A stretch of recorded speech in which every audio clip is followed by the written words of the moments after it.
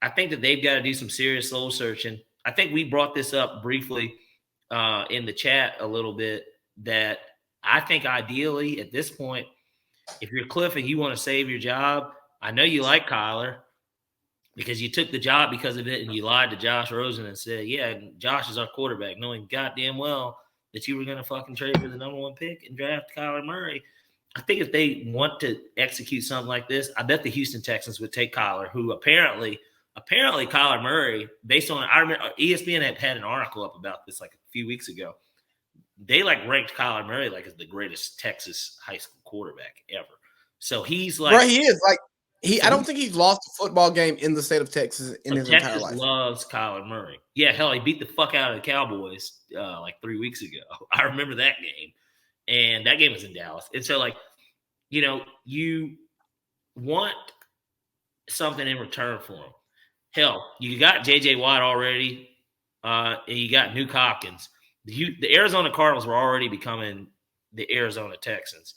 Go ahead and complete the trifecta and just trade Kyler for D. Watt. Kyler gets to go back. Kyler gets more time to, you know, become, I guess, whatever he's going to be. He gets to go back home. He'll get his payday because Houston will pay him. Because if you're going to trade Deshaun Watson, you're going to probably pay Kyler Murray. They're going to pay him. So he'll get paid. He'll get to be home. I don't know what part of Texas he's from, if it's closer to Houston or Dallas or Austin. I think he's like a Dallas guy. He's like from Allen, Texas, some shit like that. Okay, so either way, he's not going to be the Cowboys quarterback. But, like, he still is from that state. He gets to go back to the state of Texas. D. Watt gets a fresh lease on life in Arizona. Russ might, he gets to play with Nuke. JJ might be there. Who knows? And you get to bring back, Russ might be gone from Seattle.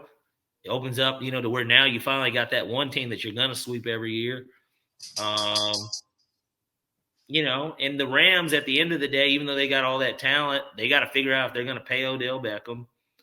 Von Miller, another guy that's, I know he got a sack in the last game, but like another guy that's kind of at the end of his career a little bit. Like, like you can tell like he's not who he used to be anymore. A fringe team's going to overpay Von at the end of this offseason. And it's going to be, is Von trying to get another ring, or is Von trying to just one last payday? Yeah, you know what I mean?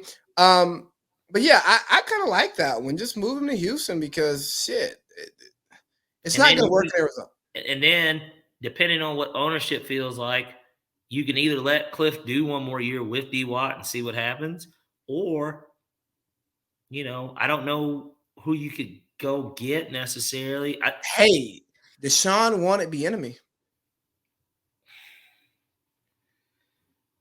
Nobody sold on him because Andy Reid's the one that's calling the plays. Like, so it's just kind of like, is he coming up with the game plan? Like, what does Bieniemy do?